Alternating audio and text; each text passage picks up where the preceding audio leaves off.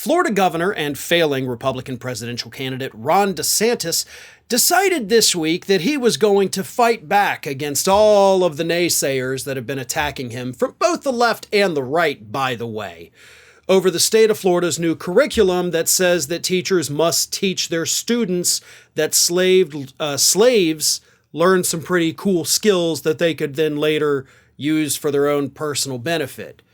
I guess, when they retired from slavery, which not a thing, but okay. Anyway, that is the new curriculum here in Florida. As I said, Ron DeSantis has taken heat from it from the left. He's taken heat for it from the right. And last week, of course, Vice President Kamala Harris came down to Florida and openly attacked this new curriculum and Ron DeSantis by extension. So DeSantis this week decided to send a snarky and insulting letter to the Vice President of the United States. Let me scratch that. To the first African American and first female Vice President of the United States, Ron DeSantis sent Kamala Harris an offer saying, why don't you come on down to the state of Florida? We'll have a roundtable discussion about slavery in the curriculum, unless you're too busy with a trip to the border that day, the little SOB added to his letter. Well, here's where things got even more interesting. Kamala Harris received an unlikely defender. And that defender, whether he wanted to defend her or not, was Matt Gaetz.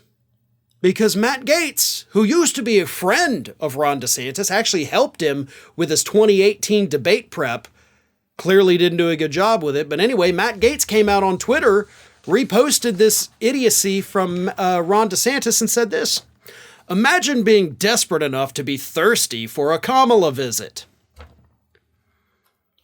So Matt Gaetz accuses Ron DeSantis of being thirsty, and we all know what that means, for Kamala Harris to come on down to Florida.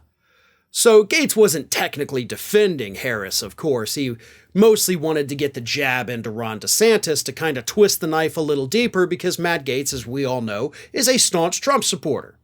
Even though he was friends with Ron DeSantis, the feud between Trump and DeSantis forced Gaetz to pick a side. He picked Trump's side. And DeSantis is left without very many friends at all, because we have other Republican lawmakers, mostly black Republican lawmakers, that have come out forcefully against this new curriculum standard here in the state of Florida. But the reason Ron DeSantis even sent this little snarky, juvenile letter to the Vice President of the United States to begin with is because the man needs attention.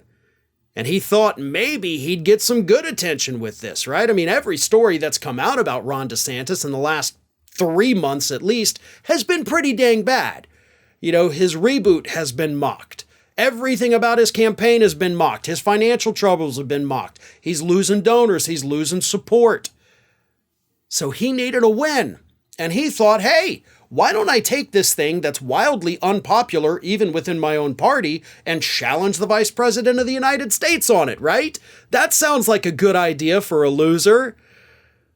And his idea was a loser as well.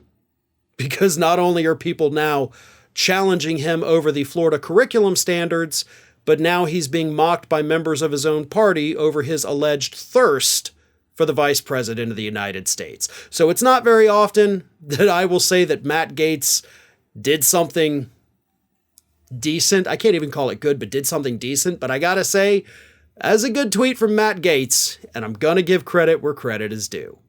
Hey everyone, this is Aspen.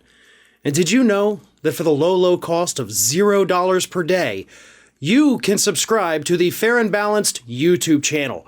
We also encourage you to like, comment, and share. But again, click that subscribe button and help Aspen not be so grumpy.